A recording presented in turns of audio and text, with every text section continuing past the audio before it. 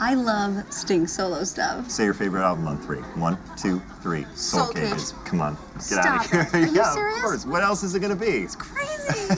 Can I say something? Sure. You have a rockin' body. Well, thank you. You know, go ahead and order dessert. I know you had an Oh, appetizer, thanks. but just I'm not a dessert kind of Hey, you deserve it. if it isn't Congressman Jonah Ryan of New Hampshire, hi.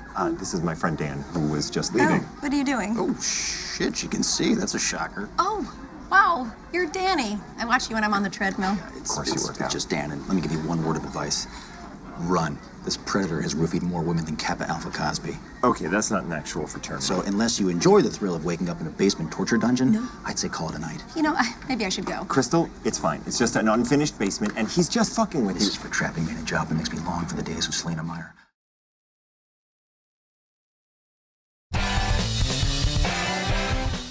Happy to report Chucky's IQ test came back 71. Is that good? It's good for us. The judge might take pity on him, go easy on his sentence. Did you hear that, Chucky? You scored a 71. Better than you ever did in school. So he'll get off with probation. I didn't say that. My boy can't go to juvie. I'm doing everything I can. You better be. What the hell are we paying you for? The state pays me. Yeah, and who do you think's part of the state? Me. Miss Slott, your son was caught with 10 pounds of heroin on him. Literally, the evidence was strapped to his body. Okay, so you said you had some... Big news! I got you a job. What? Seriously? Someone wants to hire Liv Rooney, the actual Liv Rooney? My clients are the stars of a hit TV show, so I pulled some strings and got you a guest part. Ah! The Bic's got your back, baby. I'm so happy. They seem so nice. They do, don't they? Yeah. They are insane! Most guest actors don't last a day, but this was the only job I could get you. Just finish the week and watch your back. What? Becky, you're really, really scaring me. You should be scared. Scared makes you careful, and careful survives. Okay, have fun.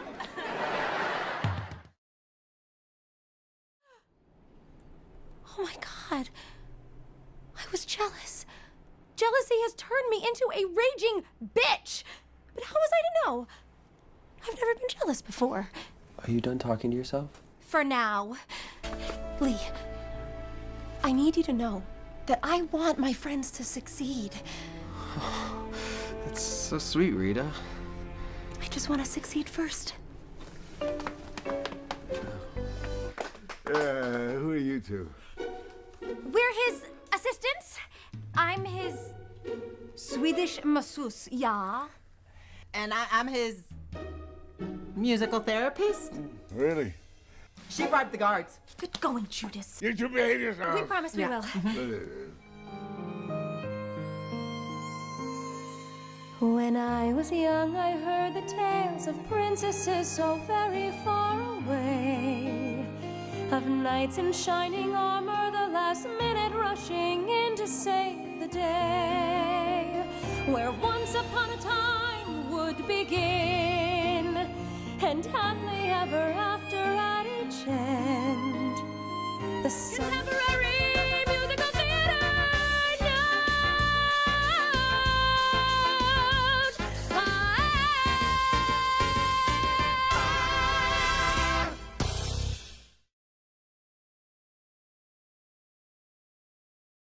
Every time I see this beautiful woman, she has a face that lights up the room. She is one of the sweetest. She is one of the most talented singers around. An actress, a voiceover artist. The woman is real. Her acting, you watch it and just like flows, and she has a unique power about her. Rena Strober. Rena Strober! Did my mother send you that intro? Oh my gosh, hello! Hi, this is such a great part of quarantine, is getting to see faces on my small computer screen. Right? Luckily, I have a nice large one, but seriously, this is the way I've been surviving mentally. Yeah. It's been too long. It's been way too long. And part of me doesn't understand how it's November. Like, where did the summer go? I keep saying last summer I was in New Hampshire, and I was like, oh no, last summer I was in quarantine. The summer before I was in New Hampshire. Like, wait, what? Right. It's Oh my wild. God. Well, I haven't seen my family like since January, so. Oh, man. But cross fingers, I'll be seeing them soon. I hope so. Good way. I hope so. Well, I mean, of course, I could just do a whole hour interview, probably 2 to 3 hour interview just with you and me. And I would love that. And we also have some amazing talent from Performing Arts Studio West and the Meet the Biz program and Performing Arts Studio West. And I'm thinking of just bringing them on, and, I'll throw out the questions when they're here as well. That sounds great. Okay. Wait, should I keep it clean? Am I allowed to use, are you beeping, or should I just keep it clean? Because I'm a New Yorker. I need to ask these things. I want you to be you. And okay, you said it. Well, we have some amazing performers coming in to be with you today, to visit with you, and to learn and love. And here we go. We have the wonderful Jennifer Bevins. Jennifer, that's Rena Strober. Oh my gosh, you're beautiful. I want you to do my makeup. Isn't she amazing? Look at your blue eyeshadow. Oh my God. And then we also have the wonderful Dion Borden. The wonderful Dion Borden coming in today. Whoop, I know she's coming in. You know how these things. Oh, here she is. Look at that. There. Dion Borden. Hi. God, these colors are fantastic. Look at that pink. I'm in like my New York, dark colors today, and you guys are all bright and beautiful. Oh my God. And then we do have Patrick Story coming in. That's Mr. a cool Patrick name. Story. Yes, wonderful. Can I use All that of as these my wonderful, stage beautiful name? singers. And Patrick Story. There's Rena Strober. Hi, Rena. Hi, Dion.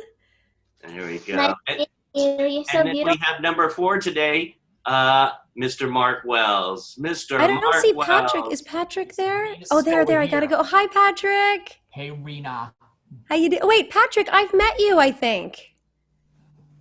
You I feel might like have. I've met you. Did you ever go to Rex and Friends? You know- Yes. Well, yes, Pat. He's with Rex and Friends. Yes, Patrick, I was in the elevator with you and your wonderful dad it was after a concert that I sang at. We were both singing.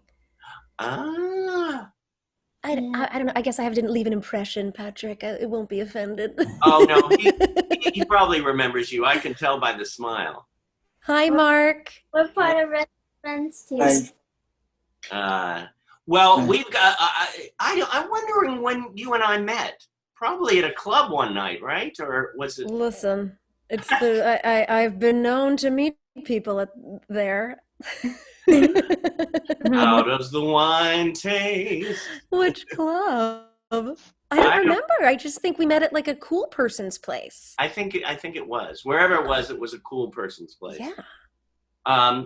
Well, you have done so much. I mean, you were Cosette in Les Mis on Broadway. Wow, that's cool. The grown-up one, not even like the little girl. It's the old one. I mean, how was that to do, for those who haven't been on Broadway, how was it to be on the Broadway stage? It's magical, but it's a job like any other job. I had been on the national tour for a year and a half, and then I moved to the Broadway production, so everything felt very similar. But I'm a New Yorker, so I was able to live in Manhattan and afford my Manhattan rent, which was the bigger of the successes, I think, when you can afford your rent.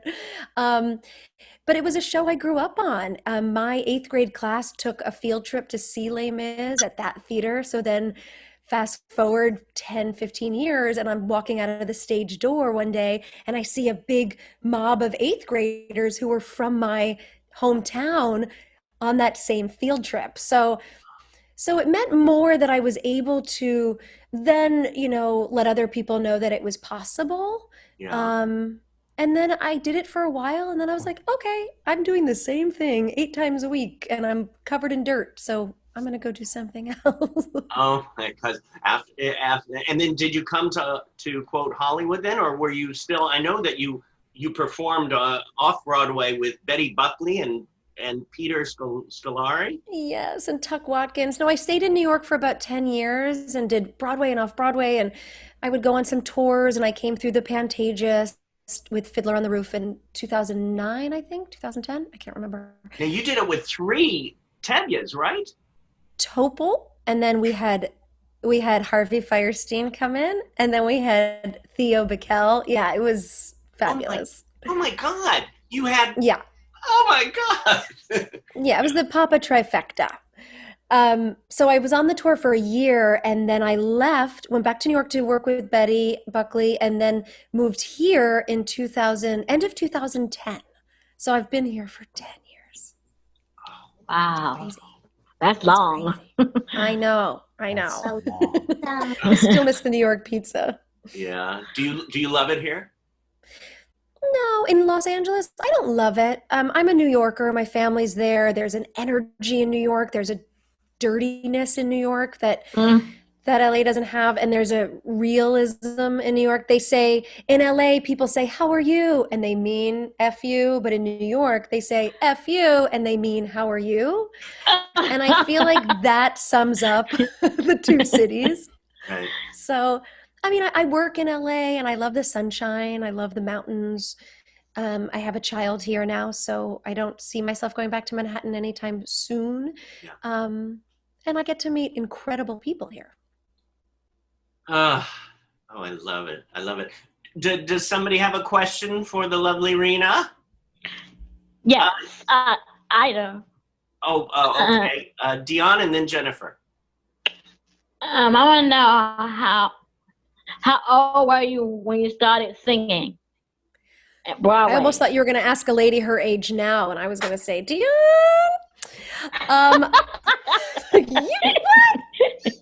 No.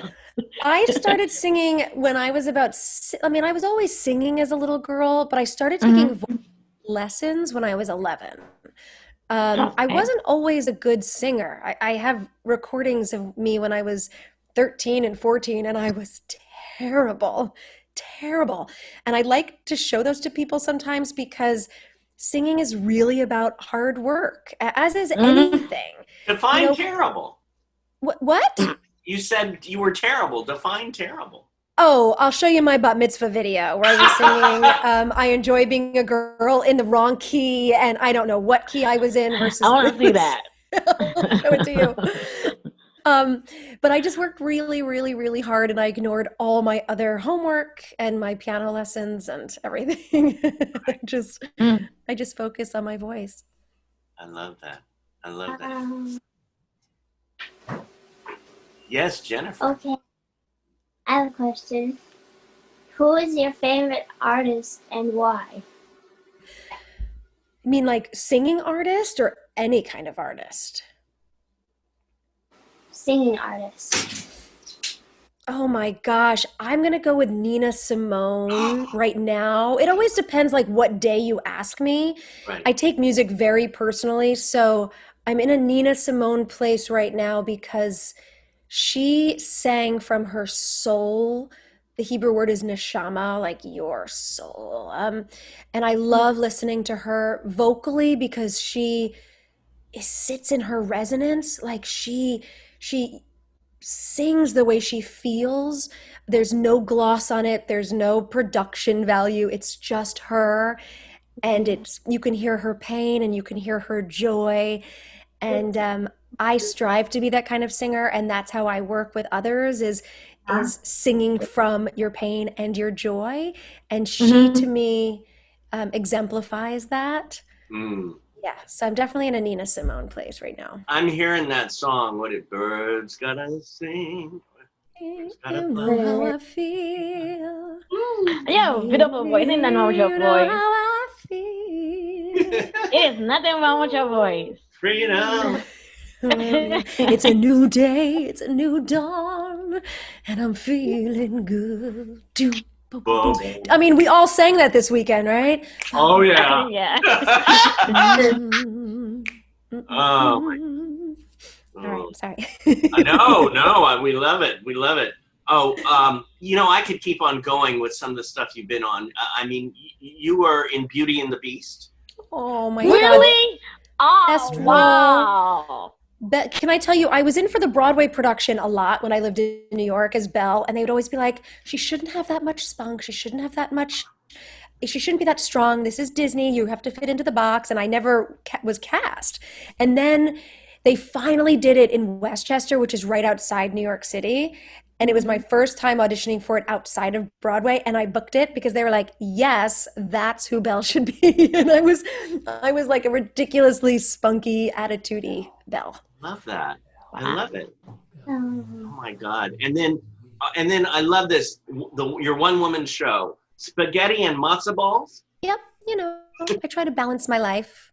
Of course. I'm a big fan of diversifying, and Spaghetti and Matzo Balls was a one-woman show I did off Broadway for a long time, and it was my story I was born and raised Jewish in New York, and got sort of mixed up with the Italian mafia at one point, and through Italian food, and long story short, I used to sing for the mafia, and then there was this like crazy shooting that happened, and it was this whole to-do. It was another lifetime ago. But so I took my pain and my post-traumatic stress and I put it into my music and my work. And so I was able to tell my story that way, theatrically. Right. Because I think that's the best way to get through stuff is to sing about it or talk about it in a theatrical place. You know, it seems like we all have something that during our lives that we go through that sort of shifts us. And it's like, okay, you either deal with it or you don't deal with it. It's like, I think I told you 6 years ago, I had a massive heart attack. So, you know. No, you tell me. I didn't tell you I had that, or I was hurt on the set one time, and I you know, it's all shifting. And how do you deal with these things, and how do you use them in your work and your life? And we just move forward with it. We keep going. We use it in our work, and we bring it into our work to make it more meaningful. I think the most interesting performers are those who have suffered and struggled. Oh, Mark is raising his hand. Oh yes, Mark. What's your favorite place you like to travel on?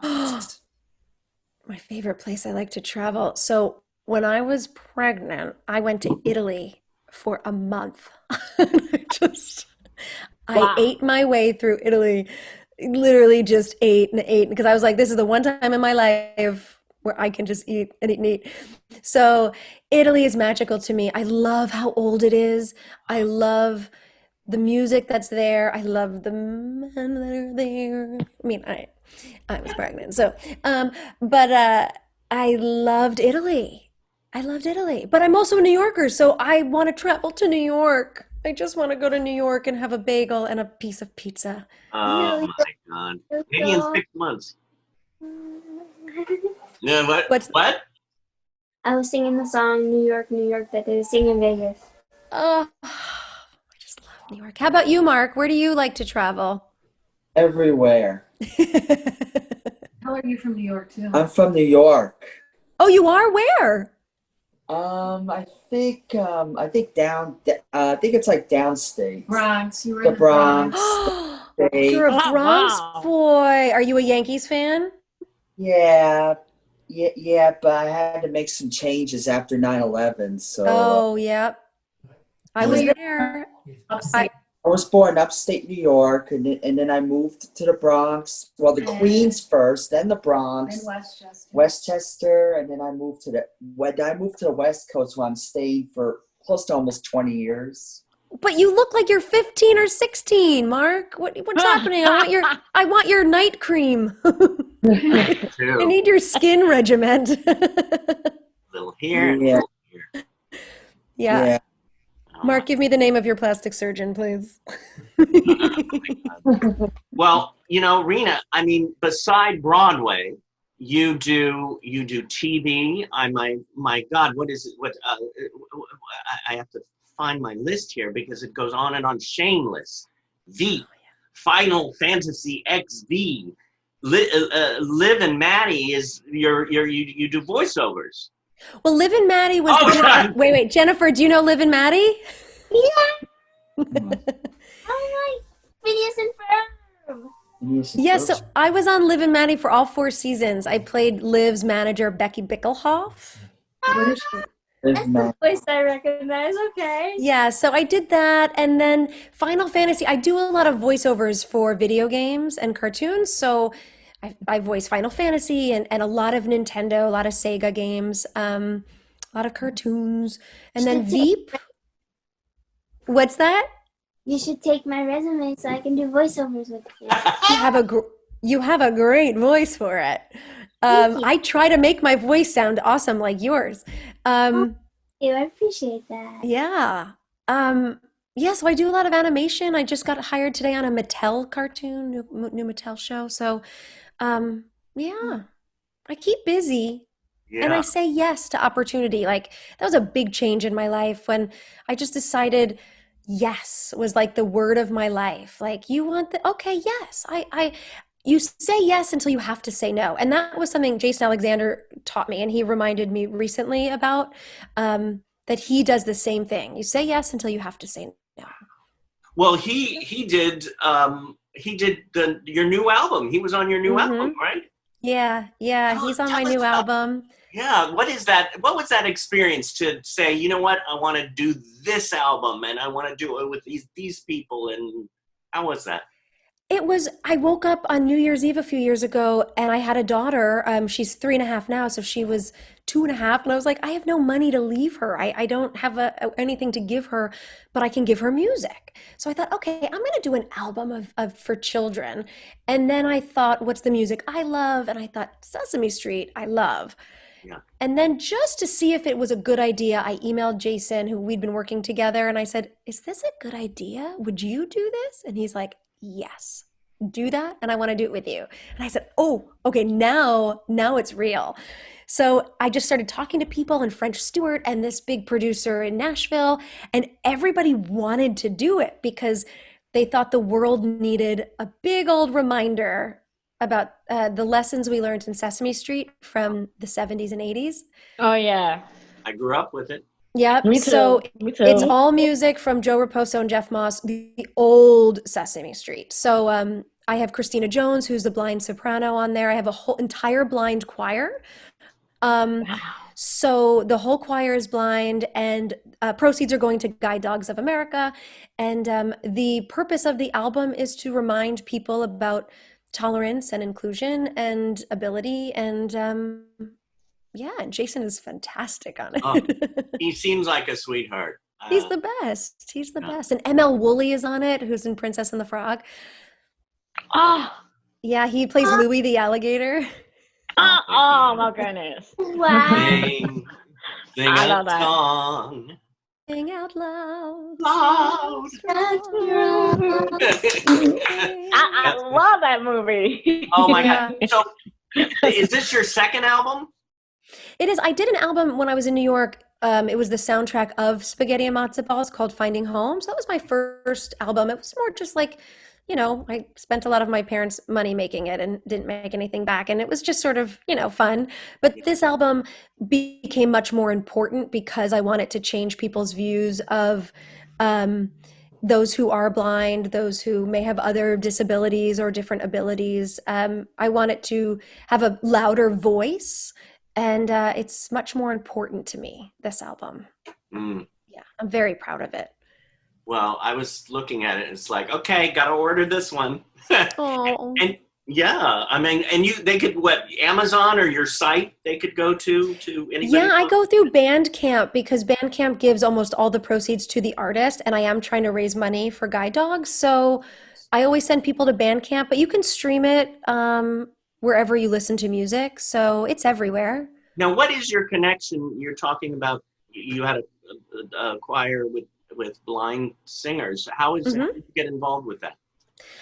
I used to teach at the Academy of Music for the Blind. I was a voice teacher there, and which is how I know Rex, Mark. Oh no, sorry, Patrick. Sorry, Patrick is who I met there. So I was, a long story short, I was brought in as a guest to meet the students, and I fell in love with them. I fell in love with the entire community of blind musicians because music was coming from a very different place and a much deeper place. And I don't know what it was. I just fell in love with the community, and I wanted to be a voice for them. So they've always been important to me, and they still are, and it's led me into the community of albinism. I have two people with albinism on the album, so we're raising money for them too. Oh yes, Jennifer. How was it like playing the voice of, if I'm not mistaken, Belle or Bella? Oh, Belle, I mean in Beauty and the Beast? Well, I got to do Beauty and the Beast on stage, so I was just singing and dancing my face off. It was magical. It looked magical. I went to your site and looked at all the different pictures from all your different shows, and oh my God. Although I had to be really careful because I have a very weird, dark sense of humor sometimes, and I'd be backstage playing pranks on the other actors. And stage management finally had to say, if you're in the blue dress, you can't do that because a child could see you. So if you're in the blue dress, you have to be Belle. And I was like, oh man, because I would take pictures of like Belle with a whiskey bottle. And I was doing all this stuff that I shouldn't have been doing, but I was like, it's so fun. So, of course, you are a teacher. I am. Mm-hmm. And we have four amazing, wonderful singers here who have brought in about a minute of their song pieces. So I'm gonna just have you go with the flow. Great. I mean, I'm so excited. And all I ask of you is that if you have music, play it. I don't need to hear the music. That's not for me. That's for you. I just need to hear you. And see you. And before you sing, just take a breath and just think of who you're singing to and why this song is in your life right now. Because I really believe music comes into our lives when we need it the most. So I just want to see a bit of your, as I said, neshama. I love that word, your soul. And I don't judge. Like, I don't, like, it's not about sounding good. It's about being a storyteller to me. So yeah, that's all I have to say. But don't mess up. Okay, just kidding. Mess up. Now you get me nervous. Hi, I'm Rena Strober, and I'm really excited to tell you about something really special that I've been working on for a while. About a year ago, I woke up on New Year's Day and I just thought, what do I need? And more importantly, what does the world need right now? And I thought, music. More music to remind us of all the good things that we have. And so I decided to jump into producing a children's album, also for adults, of the music that I grew up on, which is the music of Sesame Street from Joe Raposo and Jeff Moss. I remember this music so strongly being instilled into my head, this idea that no matter who I am, my race, my religion, my skin color, my abilities or disabilities, that I'm someone special. Real down and low, but it's still a G, right? And I'm a new mom, and it's a message I want my child to know. And I'm also a teacher, and I feel it's a message we don't tell our kids enough. And so I set out on this crazy journey to make, I think, one of the greatest albums of Sesame Street music in the history of music. I'm just gonna go with that. There's a study that says this album is the best album in the history of music. Yeah, it might have been a study done by 8-year-olds, but there are some fact sheets and some statistics. Because I believe in collaboration, and I believe we can't do anything by ourselves as much as we think we can. It's great to get people involved. So I called my friend Jason Alexander, and then I said, if I do a children's album, would you want to be involved? And he said, yes. Where and when? But Sesame Street was sort of the bar, you know, the format of it, the practical knowledge of it, the ongoing character arcs of it, they were all fantastic. Jason was actually on Sesame Street many, many years ago. He also felt that there was a need for this music to be shared again today. French Stewart, another wonderful friend and father and actor and singer, dropped everything and said yes. And when you start asking people like that if they want to be involved in something and they don't even hesitate, you know you're doing the right thing. Not only that, I spend a lot of time in the blind community in Los Angeles. I teach voice to the greatest blind children in LA and the world. And again, there's a study. So we have an entire choir of blind singers who will blow you away. I also have Deborah Grousman, who's a very good friend of mine from the Broadway, and she plays Smarty, Elmo's smartphone, currently on Sesame Street. And I have Christina Jones. She's called the Blind Soprano. She's one of the greatest world-renowned sopranos. She's just incredible. I have ML Woolley. ML Woolley, who's the voice of Louie the alligator in Princess and the Frog, and he's currently playing a blind diabetic drag queen on AJ and the Queen with RuPaul. He's on the album. And again, it was one of these projects that everything just started to come together, and that's how you know you're doing the right thing.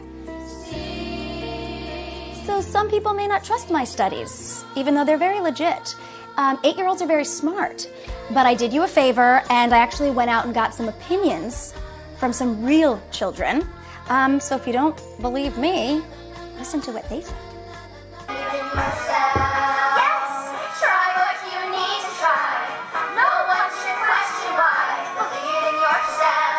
Rena's music makes me happy. I like the song, and also I think it's perfect. I like how they say you can believe in yourself. And I like the songs, I actually did. And they make me feel happy once I get a little sad. The first two ones made me smile, but the first to the last one made me feel smart a little. Rena's music made me feel happy. You should go buy her songs. I like the song. You do? Does it make you happy? Yeah. It does? Yeah. Do you want to listen to it over and over again? No.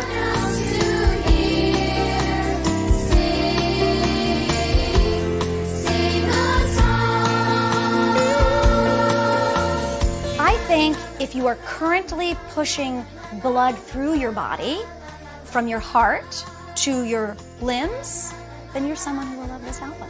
If you woke up this morning, you will love this album. If you like chocolate, you will love this album.